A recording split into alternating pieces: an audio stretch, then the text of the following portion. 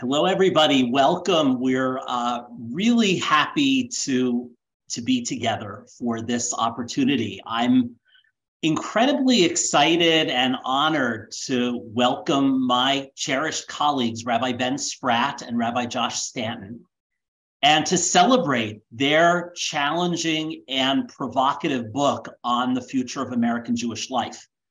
Both Ben and Josh really possess a rare combination of depth, creativity, openness, and menschlichkeit, that they argue for an American Jewish life that may well change the very nature of their rabbinic leadership, demonstrates a kind of selfless concern for the Jewish future that is imaginative and bold. Don't be fooled by their genuine warmth and their love for the Jewish people, and by the fact that these are two men who you would want as your rabbis. The message in this book is unconventional, and its optimism is countercultural. And their book project afforded us the opportunity to get to know one another. And so I'm really grateful for that. And even before its publication, I felt grateful for their work in this area. And in one of our first conversations that we had, the three of us connected over an amazing letter that Ahad Ha'am, the Zionist philosopher, wrote to Rabbi Judah Magnus, who was the rabbi at Temple Emmanuel in Manhattan at the time, during the first decade of the 20th century. And I want to read just a few excerpts of this letter. Ahad Ha'am wrote, this is his advice to Judah Magnus: experience everywhere, and especially in America, has shown that the synagogue by itself, as a house of prayer exclusively, cannot save Judaism, which, unlike other religions, does not depend on prayer. He goes on to write, we have to make the synagogue itself a house of study, with Jewish learning as its first concern and prayer as a secondary matter. Learning, learning, learning. That is the secret of Jewish survival. So to introduce Rabbis Spratt and Stanton and to moderate this whole program, I'm delighted to introduce Dr. Ziva Hassenfeld. Ziva is the Jack Joseph and Morton Mandel Assistant Professor in Jewish Education at Brandeis University, where she also directs, she's the Director of Research for the Mandel Center. In addition to her research, Ziva's a passionate educator. She is a faculty fellow of Pardes North America and a proud Pardes alumna. Ziva, thank you so much for doing this. It is my absolute pleasure to be here. There's nowhere that I would rather be and no topic that I would rather be talking about. I am so delighted to introduce our authors today, who we have the privilege to speak with and learn from. Rabbi Joshua Stanton, who is Senior Fellow at the National Jewish Center for Learning and Leadership and Rabbi of East End Temple, and his co-author, Rabbi Benjamin Spratt, who is Senior Rabbi of Congregation Road of Shalom in New York. We are delighted and privileged to be with you two today and to really have an honest and open conversation about the beautiful and provocative ideas that you two pose in this book. So welcome, and thank you for being with us. It's our honor. Thank you so much. So just because every space has its own sort of protocols, let me just say for the audience, first, how delighted we are. I always say this, that anytime anyone comes to a Zoom space, where we are so delighted that you're here, and we want you to be here in whatever way works. So if you want your camera on, if you want your camera off, if you want to be on your exercise bike, whatever works, we're just happy that you're here, and you can participate through chat, you can participate through raising your hand, you can use every tool that we have. I am going to have a conversation with our authors, and then we'll open it up for Q&A. But as we are talking, if questions come up or clarifying issues, just throw it into chat and we will incorporate it into the conversation. And then I'll turn it over to the audience to ask questions and to share their ideas about what we're talking about. So I want to just begin by asking you to, it is no small thing to write a book, and it's no small thing to co-author a book. So could you sort of share with us, pull back the veil and tell us, how did this book come to be? What was the impetus? What was the sort of moment that you two looked at each other and said, this has to be written? So to a certain extent, this began as a vanity project with one of my nearest and dearest. And we were in the middle of pandemic, trying to figure out what this meant for the Jewish community in the wider world. And we were seeing trends that were often quite positive. The numbers of people showing up to Shabbat services, the number of people who were attending Torah study, the number of people who were joining our communities from across the country. East End Temple emerged larger after pandemic than it was before, even amid an exodus of people from New York City itself. And we were trying to piece together the riddles of this time, the accelerated rate of change, and who better to do this with than my beloved Chavruta, who I can ask really difficult questions of, and who will always push me to look more deeply into history, into myself, into the wider world. And so it was a passion project, a source of joy and inspiration in a dark time in our world. And I'll just add, I think, Josh and I have spent a decade building things together. And one of the things that has really been a value, and again, just to highlight that idea of chavruta, of learning and fellowship, is to have a beloved study partner that is different than I am, with a different background. And even as we share so many different values and attitudes, I have learned so much sitting at the feet of Josh, and the experience of building together, I think, again and again, helped us see that those little nagging questions, the things where the inherited and accepted story just doesn't quite fit right, that it's something that we've done again and again, and connected to many, many before us, of what it is to go and look at the stories that no longer fit, and how might we fracture those or open them up and see what emerges as a result. I would add one piece in addition, and most people don't co-author books. And I think it is lamentable. First of all, the research was much better because we could acknowledge stuckness. I've reached a dead end. I have no idea what to do. Ben, help. And so if you were to look at the track changes on our Google Docs that eventually became a book, they were themselves something to behold. And I think a lot of people who are in the writing process or a creative process of any kind are not able to acknowledge stuckness. And I think in the way that Nechama Leibowitz always suggests, Mahakushia, what is the difficulty? Often where you are stuck is where there can be a breakthrough. And being with someone that I can acknowledge my own limitations and stuckness to was a game changer for my learning. And I think for both of us, a game changer for the way that the book emerged and the creative process itself. So what Pardes embodies, we tried to do in some small measure in our writing process. That's beautiful. And it comes through so clearly in the book. And yes, co-authoring is a challenge, and the way it's clear that your voices are working together. I want to read directly from the book, because I kept, as I was reading it, and there are a few stories I want to get into, but as I was reading it, I kept having to flip to the cover and being like, really? Rabbis wrote this? They wrote this? Congregational rabbis? In my world of education, we know the harm of deficit perspective. We know the harm of tropes of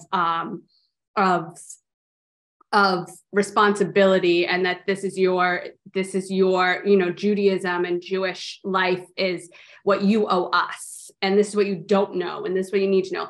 But I must admit that I bifurcate, right? The conversations that I have in education, and particularly with really smart and thoughtful educators, as well as educational researchers, is so different than the conversations I can have in broader Jewish communal spaces, right? And I've just sort of lived with that discrepancy. So why I jumped at this opportunity is, to me, it is so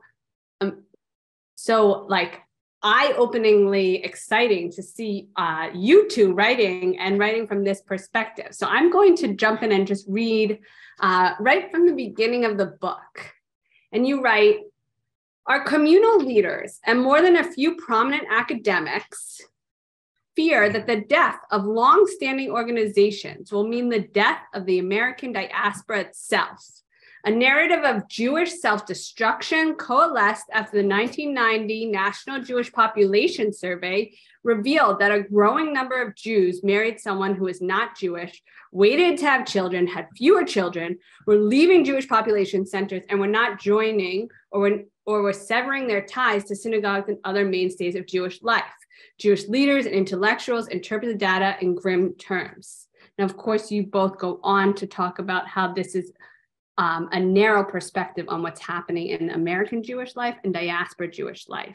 And so, and I think that this is exactly the moment that we need to be hearing that. I think this is exactly the moment that we're revealing the harm on every single level of narratives of certain tropes in Jewish sociology. And so tell us more about your thoughts on why you see this new awakening, what exactly the contours of the new awakening are, and where you see it going. Those are three big questions.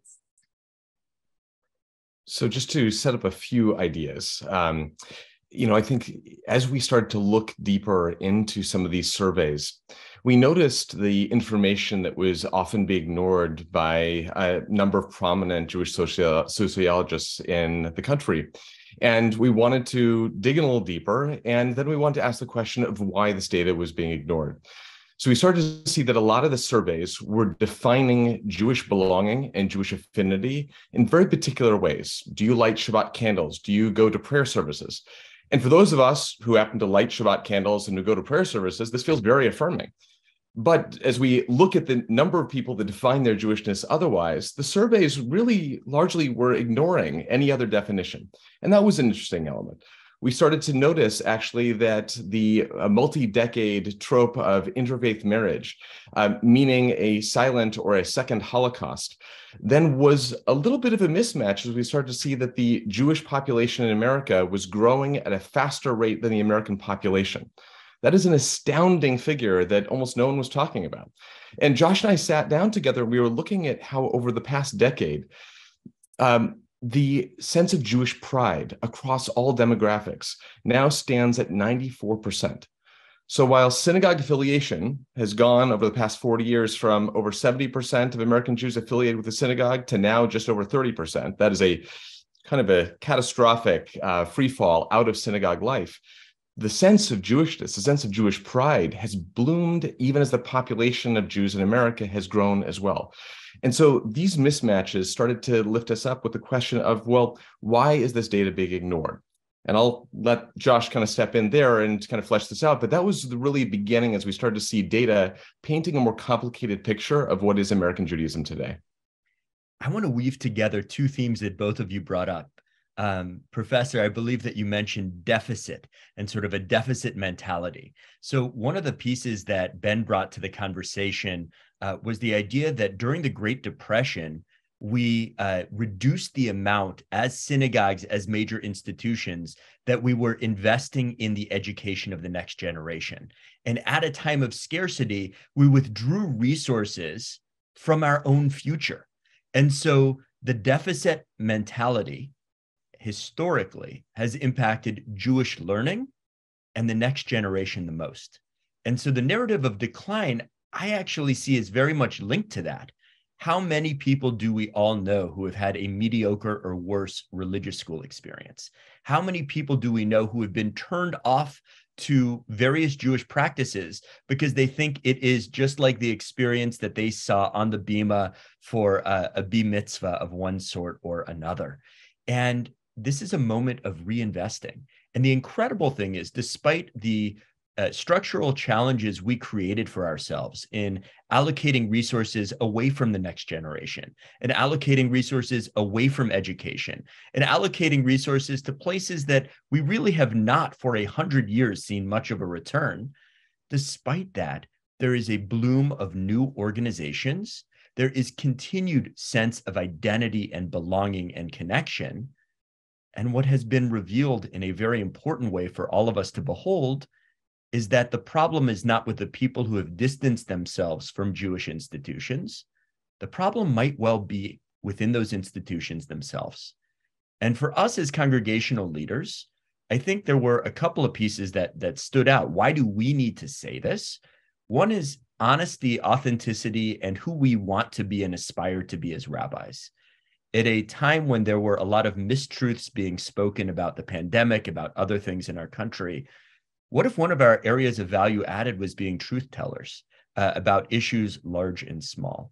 And if that was going to be a place that we could add value for our communities and the wider cultural milieu, we needed to start at home.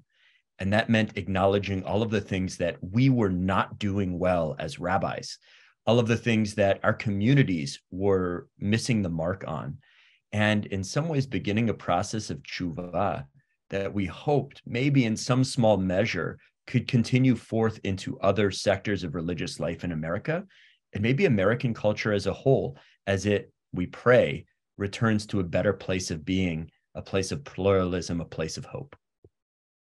Beautiful. So let's stay here for a moment and let's get more specific. When you say that there are things that Jewish institutional life are doing wrong, that you as rabbis have gotten wrong, tell us what. Of course, you write about it, but How long is this conversation? We could be here a while. Let's say if you had an hour with a super engaged synchronous audience, what would you highlight?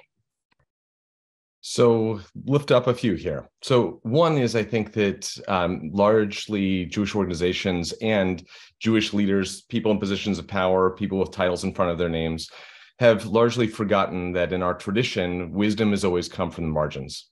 That if we go back to the very beginning of Judaism and we think about perhaps the ultimate outsider of Moses, and we move forward through the rabbinic tradition, it is the marginalized perspective. It is actually from the place of pain, the sense of dislocation, that a person needs to break the inherited, accepted story in order to create space for new. And so different questions are raised, different insights are raised, and new innovations are raised. And I think when we start to see that our organizations that bloomed, and most of them boomed a century ago at a time when Jews were truly marginalized in America, we see that most of the organizations have become a purpose unto themselves and forgotten that the whole purpose of the institutions was to meet human needs. So often when we look at the people who aren't running into synagogues, or the people who are saying, wow, my religious school or my day school experience was so paltry, I don't want to perpetuate that for my children or the next generation, we go and shake our fists and say, what's wrong with you? Or don't you know this is the most important thing? You have to suffer just like I suffered. We forget the fact that the whole point of these elements was to help people thrive, was to help meet their needs. And so I think some of this is the inversion of how do we see that when people are not running into these typical classical buildings, and are instead finding other pathways of meaning and finding other things that nurture their education, their minds, their hearts, their souls, instead of raising the question, wow, maybe we have something to learn from that. We assume that the same answers, the same path that have already been tread has to be what we inject to the next generation. So that's one of the things, is I think being able to acknowledge that when we see people who are running outside, when we see people at the margins crying out and saying, what about me? What about me? That's the opportunity for learning. Another element, I think, and this is just to kind of really grow out of this, is that when organizations become a purpose unto themselves, and we look at the nature of financial transaction, we look at business models, we start to see that this reinforcing loop means that a scarcity narrative is really about protecting a nostalgic gaze. Of what we're really saying is we have an elite few who are happy and content with what has been. They're saying we need to fundraise for the past. We need to lift up the data that supports what we have been. And part of what has been so exciting for me and Josh is to see that some of the most powerful innovation has not come from congregational rabbis, has not come from people who look and sound like us, but people who have actually felt that they've been marginalized by people like us, by organizations like ours, and have said, instead of just walking away, they're going to simply build something new. And so part of what we want to lift up in the book is really the voices of what we see are maybe the master educator perspective of those who are looking at empowering people with the tools so they can become leaders themselves, builders themselves, and shaping the very organizations, institutions, and circles of belonging that fulfill their own needs and the needs of those that have not been fulfilled by us. So a couple of thoughts in addition, and it relates to leadership and roles.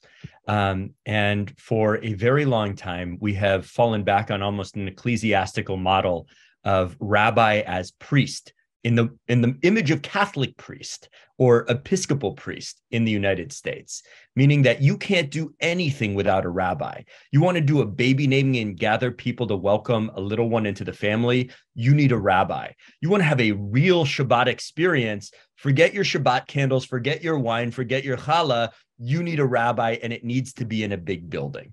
You want to study Torah. It isn't Torah study if you just open a Chumash or you just go and read Mefarshim, read commentators on your own. There has to be a rabbi there for it to be a quote unquote real Torah study. And there has been a centralization, almost a calcification of power around rabbis, around people with fancy schmancy titles. And it has been to the detriment of so many other people in Jewish life in the United States. I think I speak for both Ben and myself when I say that, at least at East End Temple, the MVP of our synagogue is the educator, the director of education. And educators are key professionals across the Jewish world because they actually are asking people about their needs rather than bestowing upon them ecclesiastic blessings. And they are actually in touch with the human drives, needs, motivations, and then they go and try to serve them. And so I think there is a key problem in notions of clergy in the United States and within the rabbinate. And then you add on to this these structures that prioritize the well-being and forthrightly the remuneration of rabbis over the well-being and sustainability of communities. You've got a real problem. So what are we fundraising for? There's always this narrative of we're running out of money. Well, we're doing it largely for buildings and salaries. And so the open question is, if we could fund something other than buildings and salaries, what might we dream up? And the answer is not coming from the people who spend a lot of time in those buildings and who draw salaries from those communities. It's coming from exactly the people that Ben identified. People from the margins who've been disaffected for a long time for very valid reasons in many cases, who are coming up with low-cost alternatives that are mission-driven and answering purposes that they themselves have and that those they know have.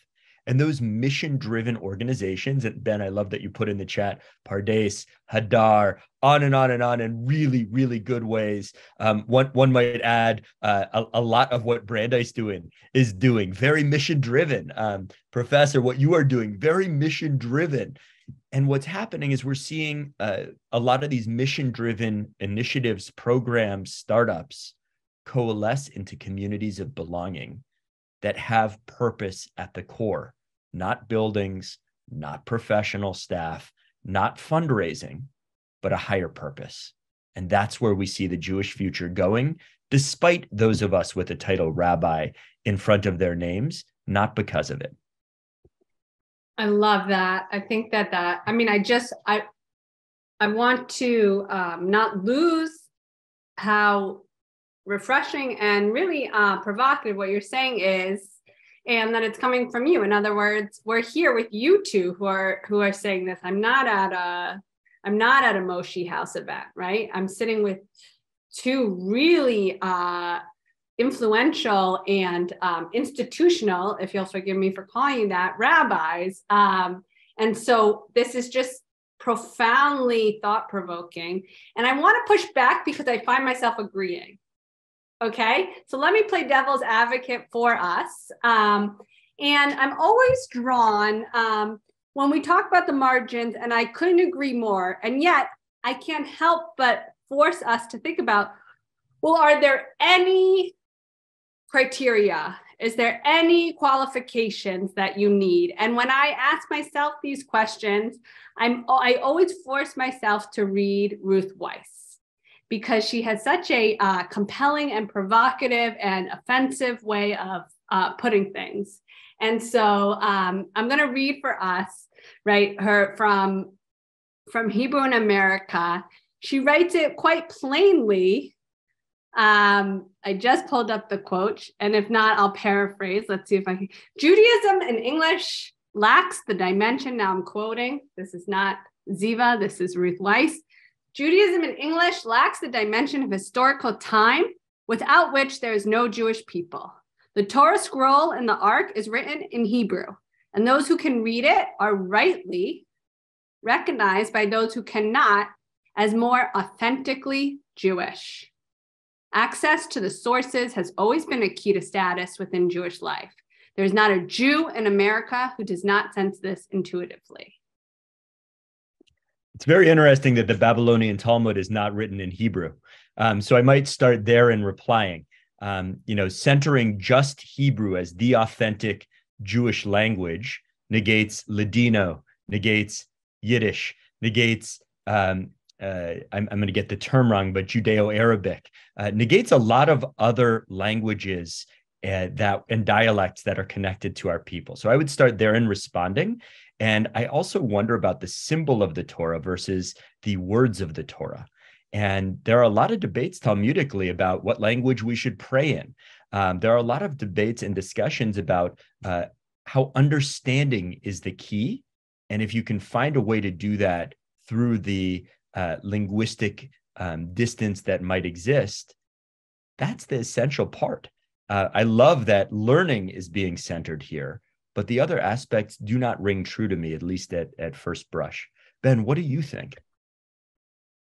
Very much agree. I think it's fascinating that the most observed Jewish ritual in the world, which is attending a Passover Seder, for most scholars, actually, the idea is what we're really doing is we're reenacting a Greco-Roman symposium orgy party. And I want to lift that up, not just to be controversial, but really to acknowledge that we often forget that some of the most well-practiced, authentic signals of Jewish identity actually have emerged out of the intersection with things that are very explicitly and deliberately not Jewish.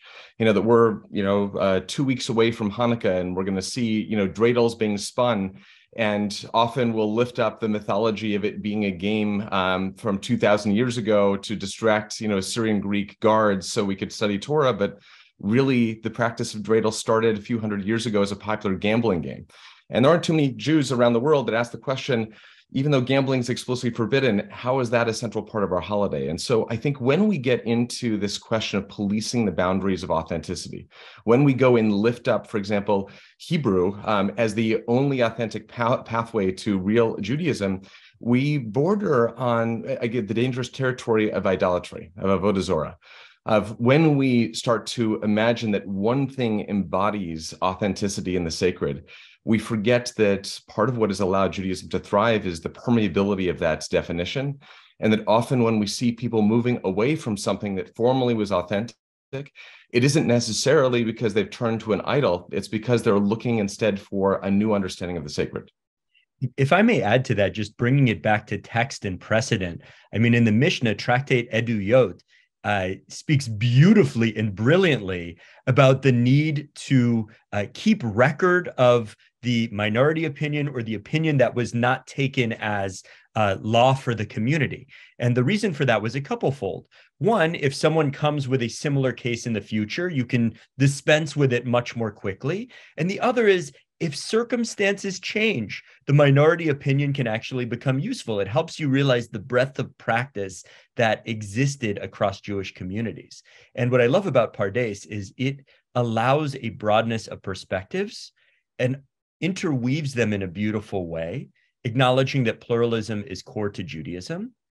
And my fear is that that has been put on the back burner, if not lost to a large degree, in the way that we frame conversation in American Judaism. It's either Jewish or not in a very bimodal way, as opposed to acknowledging that it's all in conversation and all a matter of adaptation and perspective.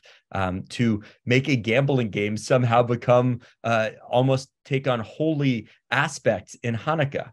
The Hanukkah myth itself, Passover Seder itself, there are ways to adapt and adopt traditions that we need to embrace and acknowledge. and can be a bit more self-aware of in our current era. Wow. There's a lot here. I want to ask one more question, and then we're going to actually move into question and answer, just because the audience is here with us and they are asking great questions. I think, and we have a lot to work through as a group. But let's take momentarily, and we might step back. I'm compelled. I'm convinced. I think you made a really strong case that we need not spend too much energy policing the margins. So then if we go with that line for a moment, and I want you to take examples from the book, how do we empower? How do we empower those that you're looking to empower? And that's going to be my last direct question to you, and then we'll open it up for everyone to weigh in, because there's a lot that we might want to go forward on and we might need to go backwards on. But I want to make sure we get to this before we open it up. How do we empower? Listening is usually a great place to start. No way. Shema ha'emet me'mi she'amra. Hear truth from whatever source it comes. I mean, there's so many, the Shema, like that. Listening should be core to our practice as rabbis. And I love this turn of phrase that Ben often presents. We are called upon or expected to be the sage on the stage. We are presenting, we are talking heads, we are representatives. All we do is talk. And what if we could reduce the amount we talk by 25%?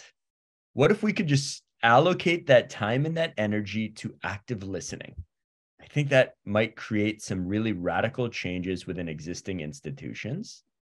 And at least what I've heard, probably I've allocated 5 to 10%. So not at my 25% benchmark at all. I'm failing by my own metrics of success for baseline competence in what rabbis should be doing.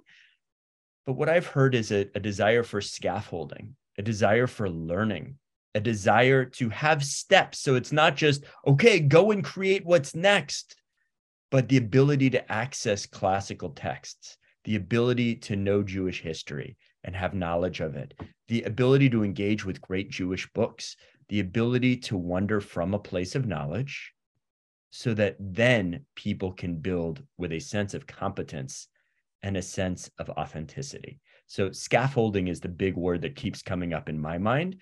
And let's hope I can increase my listening by at least that other 15% so that I can get to the starting line.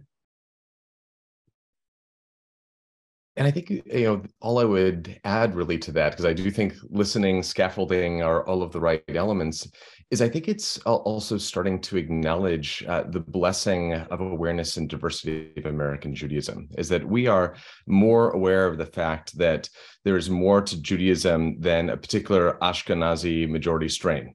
We get to see not only different movements, but we get to see the rise of Sephardi and Mizrahi Jews. We get to see the rise of Jews of color.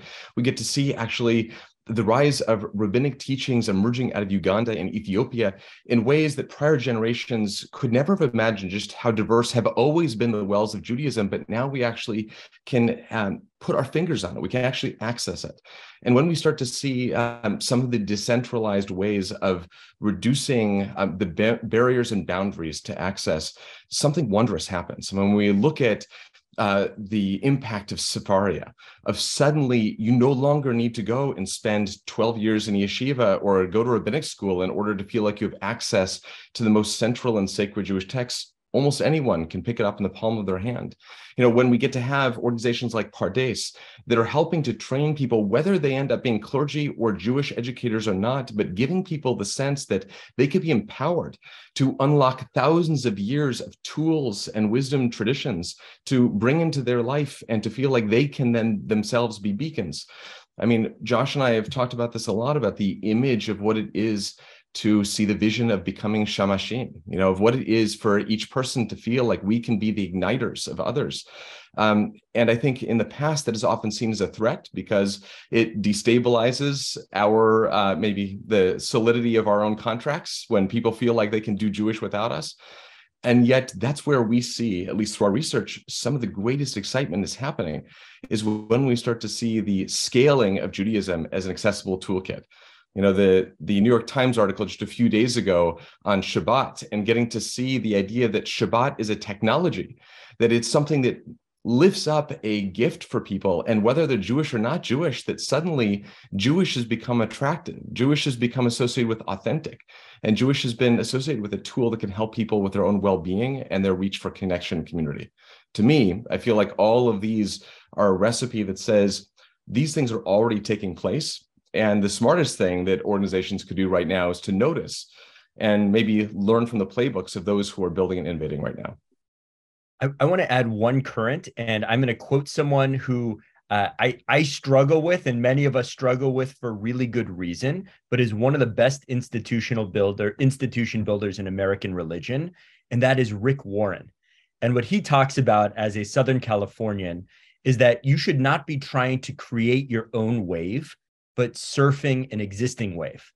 And the reason that Jewish institutions struggle so hard is they're trying to make waves. And the goal is not to make waves, it's to surf waves. And what that means is being responsive to the environment around you, being aware, listening.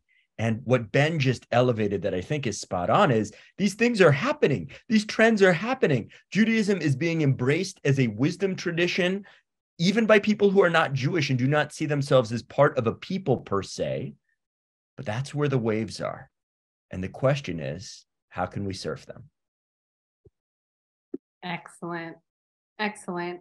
We want to open it up now. We want to make sure that we don't lose the questions that are in the chat, which are profound. I want to just sort of lead with your imperative to listen. So maybe we'll take a few questions at once and just sort of listen. For those joining us, we've touched on the margins. We've touched on sort of the inconsistent and yet somehow very powerful idea of authenticity and what that means. And we've touched on organizations that are making really powerful impacts on Jewish community, both traditional tropes and new tropes. So I'm going to turn it over to Jordan, and let's just take a few questions at once, and then we'll have them respond. Okay, so there's a lot of great stuff going on in the chat box. I'm just scrolling back to the beginning. I want to make sure I don't miss anything. A lot of these are also comments. So if somebody wants to expand on something that they said in the chat box or bring it into the conversation, that would be great. Amy and Marty Melman mentioned the Chavurah movement in the 1960s and 70s, which addressed a lot of the issues that we talked about today. So there's an opportunity to bring that into the conversation and talk about that. Eliane Katz, part of the hard part for Jewish learning is the emphasis on learning biblical Hebrew. As someone with a traditional US religious school background and who did not have a bat mitzvah until age 40, I feel like it is hard to get that learning. There are options, but not while I'm still working. And I'll read one more from the chat box, and I can pause and maybe address some of these things and can continue. From Elaine Levine, how do we create and sustain a large enough tent to encourage the innovators from the margins and still welcome and support those who, while they support innovation, also value ritual and prayer? All right, so let's start with some of those. Great. These are all amazing. So maybe just to pick up on that idea that Elaine, you put forward about how do we take those who are larger tents and connect them in with innovation and innovators. So one of the things that Josh and I have been talking a lot about is how we need a new ecosystem of American Judaism. The way that American Judaism right now is structured is largely around federations and denominational movements. And the only problem with that is that the federations and the movements have become, again, a purpose unto themselves. The federations and the movements have to fundraise in order to keep the structure of the organizations afloat. And if we go back 50 years, it was really helpful to be a part of a denominational movement because that movement body would connect me with colleagues and other organizations. We could share resources. But in an age of email and Facebook and synagogue websites, I actually don't need any help if I want to reach out to find out what are other synagogues doing, or I want to hear about what other colleagues are doing. I can do it directly. And so one of the things that Josh and I imagine actually is the current oppositional dynamic of Jewish startups and legacy organizations is really unnecessary. As if you look at other industries, almost every good organization has an R&D department. Almost every good organization is constantly focused on how to prioritize resource to listening, as Josh was lifting up, and from that listening to experiment. And what would it be if we could take legacy organizations that might have already a great deal of organizational infrastructure, perhaps resource, and be able to help support the startups, and in the process have it be a reciprocal relationship where the legacy organizations learn from the experiments of a startup, and a startup can benefit from the structures, the infrastructure, and the resource of a legacy organization. So that might be one way. Is starting to realize that this is the inevitable life cycle of an organization, is that we start with human needs from listening. We innovate around those needs to meet the needs. We then build a structure in order to scale to meet those needs for others. And then that structure becomes a purpose that we have to sustain. And in so doing, we then stop listening. And so we need to listen again. And what it would be to create an ecosystem that allows for that life cycle to be an ongoing process rather than requiring a huge decline in order for a new person to rise or a new organization to rise. I would add to what Ben said, and Elaine, thank you so much for being here. Elaine is part of East End Temple as an esteemed leader and board member. I think fear of failure is a big part of this. If you were to even look at our board meetings, we always start with numbers. And the implication is, are we going to go out of business? And what if we instead started with what we're dreaming about or imagining, or at least how things are going programmatically? How are people finding the connections at this time? But we start with fear of catastrophe and often never actually get to anything that is more substantive. And the great irony is not that many people on the board can actually read spreadsheets very well. So we're allocating a lot of time to numbers most of us can't understand to deal with the fear of failure. And I actually think that ties to the Hebrew question as well. We're starting with the what rather than the why. And that's true in our board meetings. That's true in what we teach in religious schools. That's true in adult education. That's true in purported leadership development. So why do we start with Hebrew? Well, we can't let Judaism fail. And so we need these tokens, these emblems, these symbols of Judaism so that we can avoid failure. Well, what would it take to thrive? Maybe starting with the why. Why Judaism? Why do we care about this wisdom tradition? Why do we care about its teachings and rituals and practices?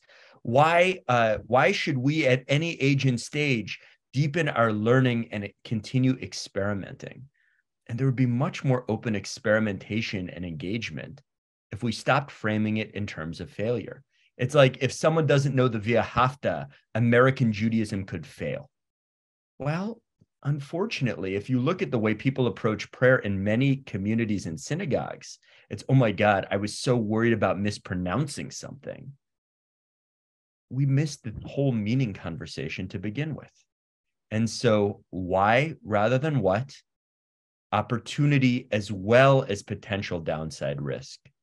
And taking a deep breath, acknowledging our inherited trauma, and trying to avoid conversations that catastrophize. If so, then all of the pieces he just articulated on vision and possibility and hope and wonder could actually come to be. And I'll just add, which is not listening that well, but that we know that learning doesn't happen from telling people everything that they don't know. That's not how we inspire. That's not how we motivate. And cognitively, that's literally not how the mind is able to add tools. So it's really profound what you're saying. I want to take some comments from the audience, questions that you're just thinking about in your mind. And it's a friendly group, and we want to hear them as they're forming. feel free to just unmute or raise your hand, whatever works.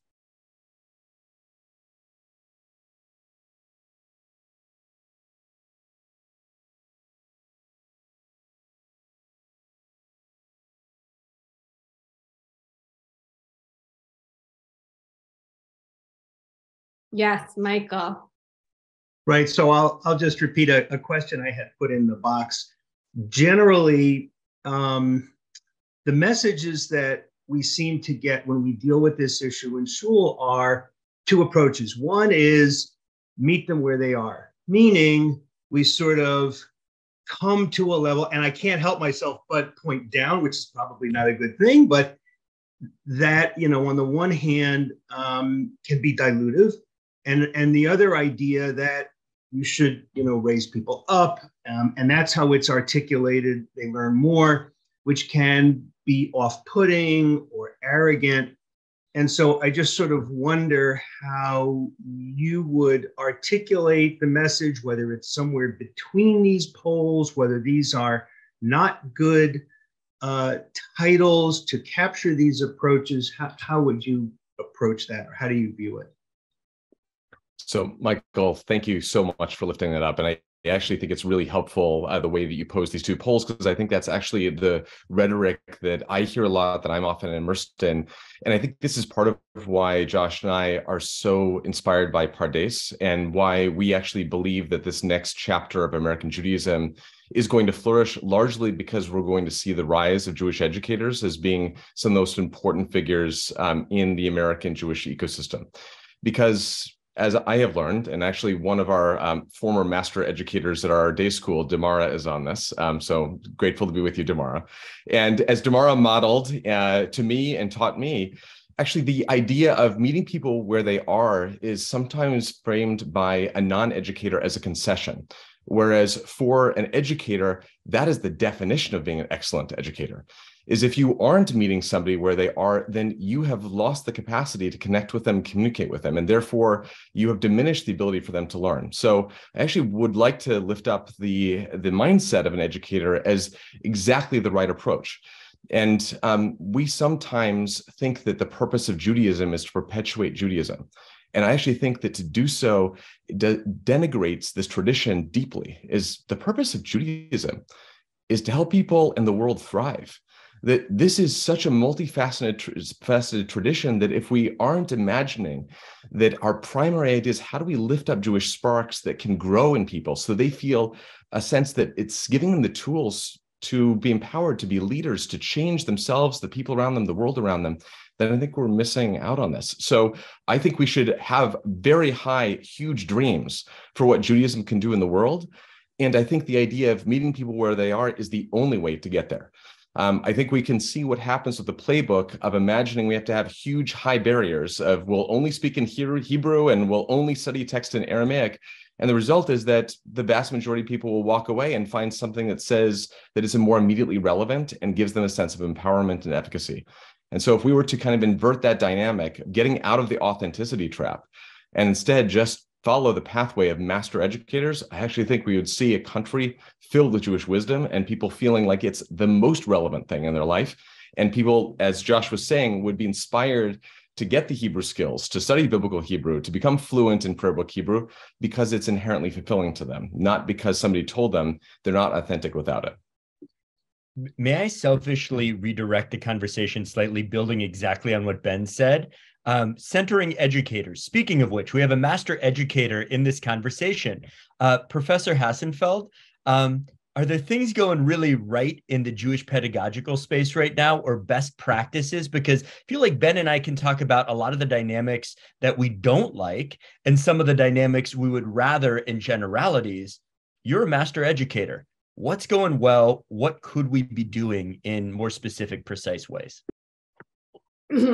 Thank you. I'm so honored to. I'm going to convey my energy because it's so exciting to have these conversations outside of educators and to hear you both saying this. Of course, it would happen at Pardes, but where else? But at the same time, it hasn't happened in my life yet. I have not been in Jewish communal spaces where I've heard this celebration of really sound educational theory and really sound understanding of what the process of learning is and what the role of identity in learning is, right? So exactly what you quoted Damara saying, meeting students where they are at is the whole game. Otherwise, you're just lecturing to an empty room. I want to read from your book. I'm going to answer your question with your own words that you write. We may all be students of Torah. The majesty of our tradition is the process of learning from it and practicing it, not possessing it and claiming to speak in its name. And I think that's so profound because it is exactly where I believe learning sciences, the science of reading is, that we learn through practicing, not possessing. The language that we use in education is we learn through activity and not transmission. Right? That there's no such thing as if I tell you what this text means, then you're not reading it, right? What literally the activity of reading it is making signs from signs, right? Is allowing the child, the student, the person in the room to be able to say, I think this might mean this, and I'm willing to change my mind and I'm willing to play. And there's a real fear of allowing students to play because we're afraid of misinformation. We're afraid of wrong answers. And I think that you guys nailed it. We are stuck in an authenticity trap. But I really want to elevate, I'll say it one more time. I want to elevate the message that you're saying and say that this is deeply aligned with what I believe is best practice and research-based practice in education. So I want to actually, if I may, I'm still provoked by Elaine's question in the best of way of like, sort of, what do we do about it? And I think it is not surprising that Ben was rabbi in residence at the Road of Shalom School, that I teach all 3 days a week that we have religious school, so that I can actually get supervision from our director of education, who technically reports to me, but I realized I needed to learn from. Are there pedagogical things we could be doing for religious leaders to make us less mediocre as educators? I mean, I've sort of thrown up my hands and said, hey, I'm pretty mediocre as an educator. I should practice by teaching religious school 3 days a week indefinitely and learning from our director of education. What else could we be doing to foster a culture in all areas, including the people who at least right now possess a disproportionate amount of power in Jewish spaces, so that they're engaged in more of this pedagogical method? Do we want to open that up? Let's open that up. I have some thoughts. I have some passionate thoughts, but I want to open it up to the audience. Everyone here is a student and is a teacher in some capacity. So let's rise to Josh's question. How can we do it? How can we help educators?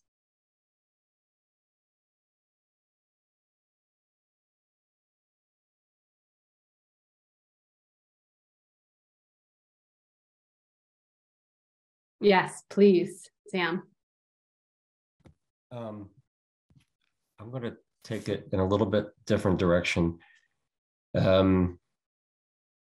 So I have not heard anything said yet about the importance of Judaism in the home. And I find this to be disturbing. I think that successful Judaism is something that is practiced in the home, but there are no people who come here whose constituency or whose institution, shall I say, is the home. And so I get a little bit of fatigue hearing about, institutions, pardes, the synagogue. I belong to a great synagogue with Michael and with the Melmans. It's a great synagogue, and we have great leaders. But I still think that home is the central base for Judaism, and I would like to hear our leaders talk more about how can I include the aspect of people practicing in their home as part of my message. Thank you so much for naming that.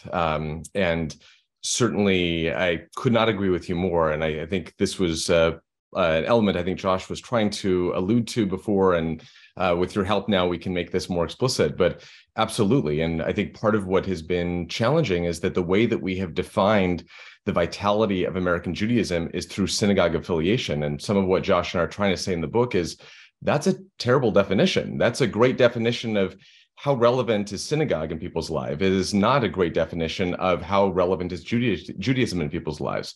And maybe that's why so many surveys actually focus on it, is it's a lot easier to measure whether someone's a member of a synagogue or not. It's a lot harder to determine how many people are experiencing Judaism in their home.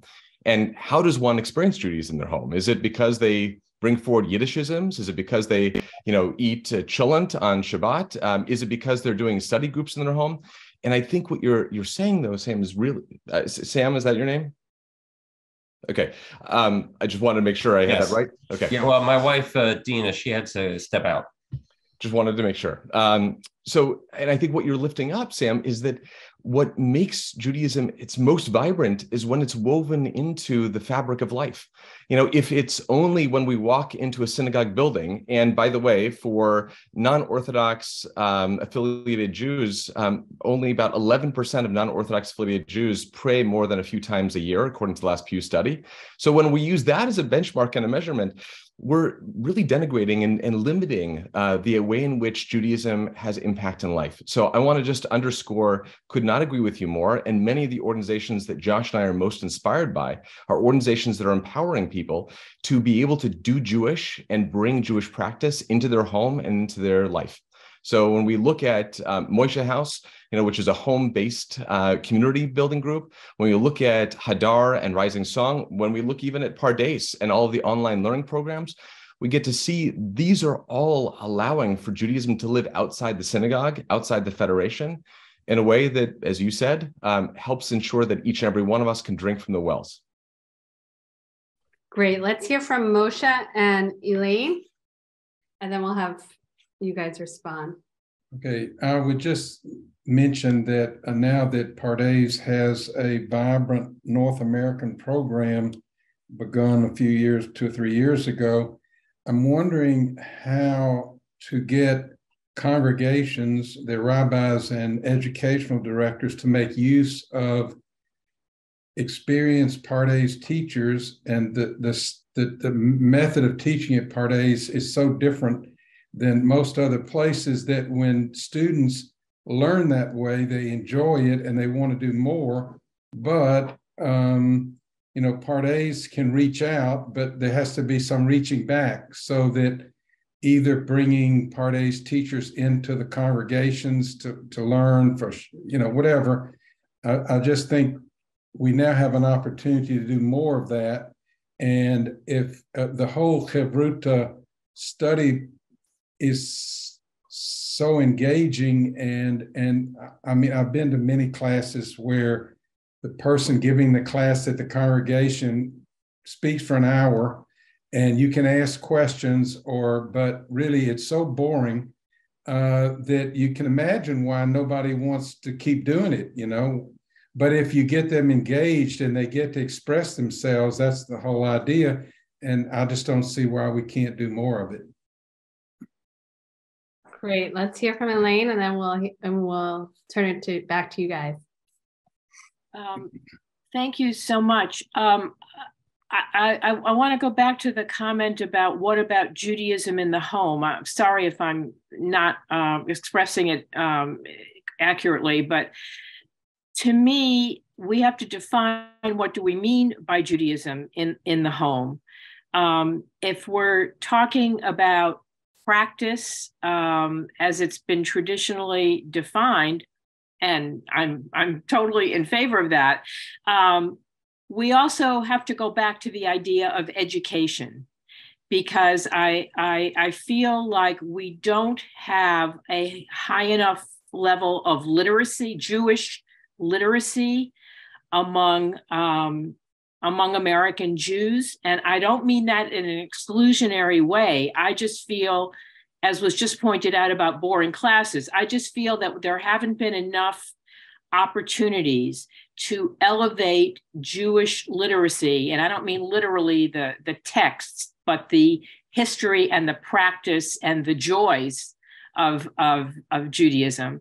I feel that there aren't enough opportunities to bring in people so that they have a comfort level, not from a lecture standpoint, but just a comfort level about what our tradition teaches, how it aspires to inspire the world, and also what do the details of Jewish practice mean? Why do we do it? Why do we say, going back to, why do we say ve'ahavta?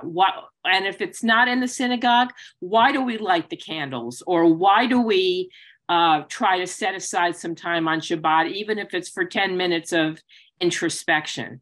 I feel like I've said this before, Josh has heard me on this soapbox before, but I feel like in many cases we have a highly educated, middle class at least, population of people who value the bestseller books and the American history books and the 92nd Street Y programs, and value all kinds of literacy, but not necessarily Jewish literacy. And again, I'm not just talking about the books, but about what it means. Where do we come from? What do we aspire to? And I feel like it's not as likely that we're going to be encouraging practice in the home if people don't know why they're doing what we're suggesting that they do.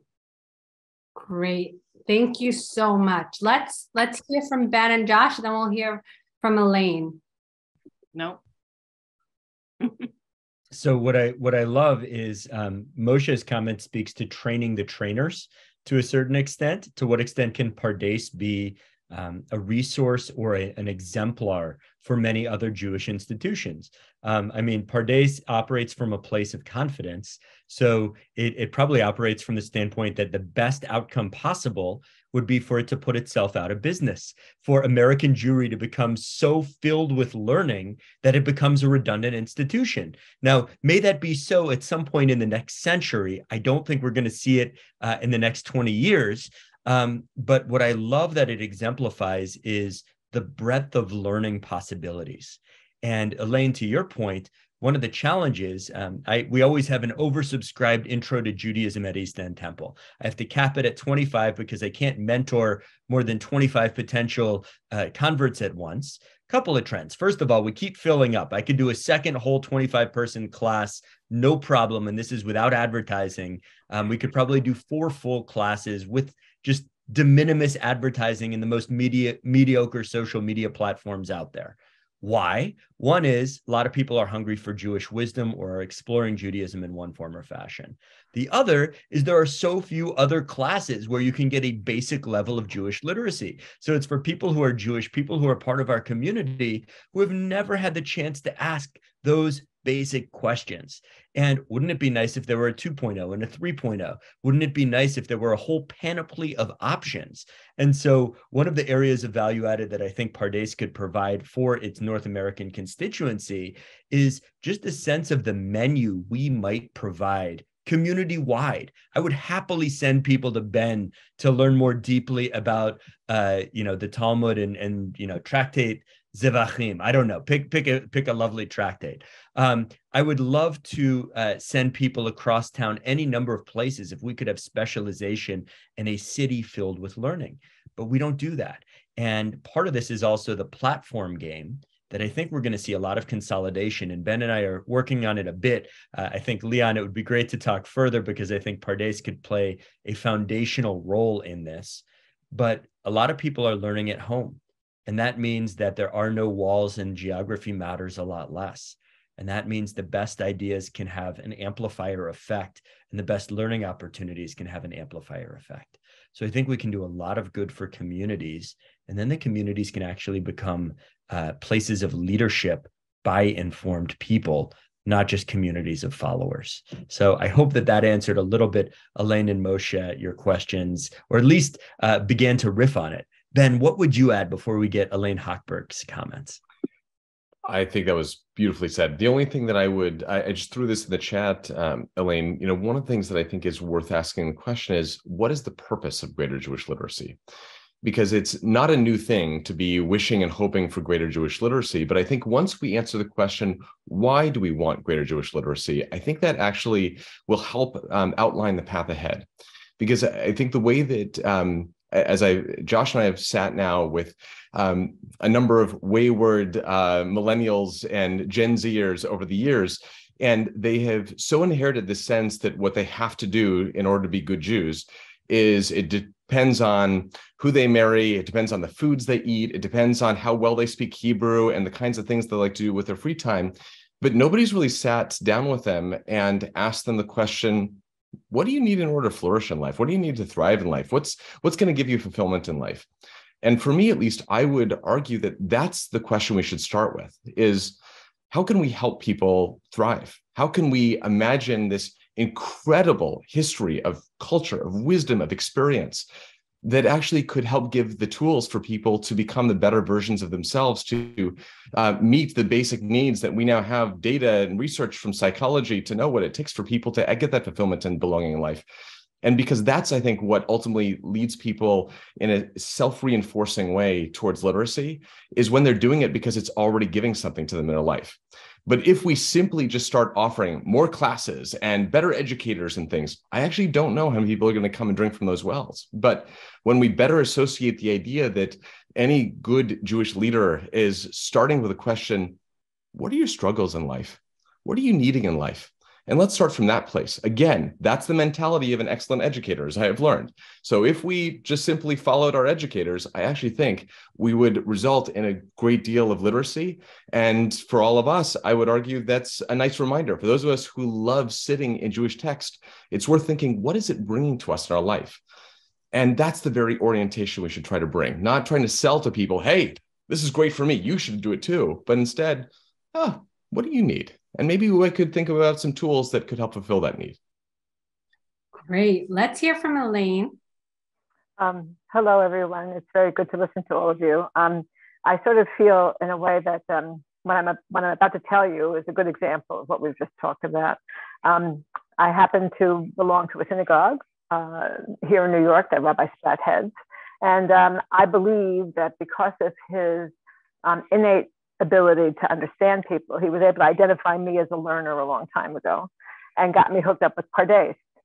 And as a consequence, we're endeavoring now to bring to our synagogue a preliminary, shall we say, first pass Talmud class, the beginnings potentially of a Beit Midrash that will have a lot more in it. And in a speech that I gave at the synagogue, I got a lot of feedback, and it was clear that people want different levels, and trying to accommodate different levels to access text is the trick. And I'm relying very heavily on our clergy and the staff and the educators from Pardes to help us put this together in a way that's meaningful. So I think, first of all, it's a two-way street. You have to have an environment that is inviting others in to help craft the work that can then be tailored to the various needs of that community. I don't know where this will lead us, but I have a big dream that we'll have a very rich Beit Midrash with lots of different offerings. We'll start within our own halls, but maybe it'll reach out. And it isn't something just needing to be homegrown, woven with the experience of others and with the access of others. I think we'll wind up in a richer place all around. So maybe next year when we have something like this again, I'll tell you how it went. And we can be the living experiment of it all. But very good conversation today. Thank you. Thank you. That it's so powerful to hear your account and to see so many people in the room who know you. I want to, before we turn it over and start to wrap up, I want to answer Josh and pull it together. You asked me, right, how do we elevate our educators, which is such a profound question. And when we talk about taking the magic of Pardes, and the reason why they keep being mentioned as model educators is that when you take an asset perspective to students, to learners, instead of a deficit perspective, that's not pretend, that's not an act, that's not a, you're not doing a bit. It's a deep held belief that everyone in the room and every learner has something to teach you, not at the expense of the text, not at the expense of the activity of reading, but in relationship to the activity of reading. And I think that that's what Pardes has really done so well. And when people speak about the magic, they're talking about educators who know how to take an asset perspective to the learners, not for the sake of doing text to self, but for the sake of really doing an activity of reading. And when we elevate our educators, what an educator is, what a good educator is someone who is able to both keep a group on the same set of rules, right? This is the game we're playing right now. This is the interpretive game we're playing. This is the interpretive game that Chazal is playing. This is the interpretive game that Bialik plays. Whatever Jewish text that we're teaching in that moment, this is the Jewish game, the Jabotinsky. You know, any text that we want to teach, the educator says, these are the rules that this text plays by, and they're different than rules that you've played by at shul. They're different than rules that you play by when you go to the law firm, right? And that is a really, really skilled task. And the educator needs time to cultivate that skill. And so my answer, and I didn't want to rush into it because I feel so strongly, is that we need to give educators the time to cultivate that skill, the time to watch their own teaching, write about their own teaching, because none of us know, there is no Jewish literacy without the good Jewish educator. And one thing I think all of us can agree is the good Jewish educator does not transmit. The good Jewish educator allows people to read together. And so I'm gonna turn it over to Jordan, but I wanna thank you just for saying everything you said in this book, and encourage everyone to not just read it once, but read it twice, read it 3 times, because it was deeply powerful to hear, and especially to hear from you two. So thank you.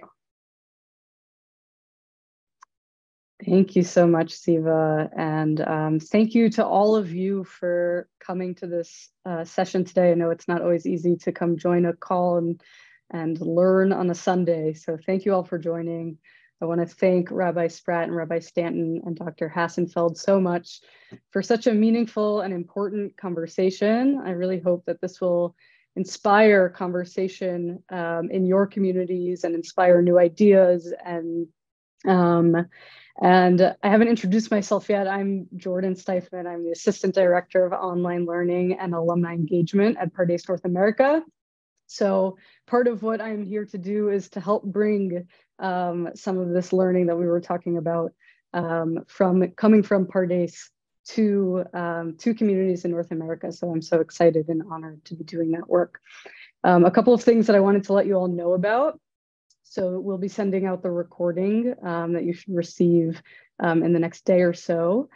Go buy the book if you haven't done so yet. So we will be sending a discount code if you buy directly from the publishers, and I'll be sending out information today with that link and the discount code. So go get the book, bring it to your communities, and continue the conversation.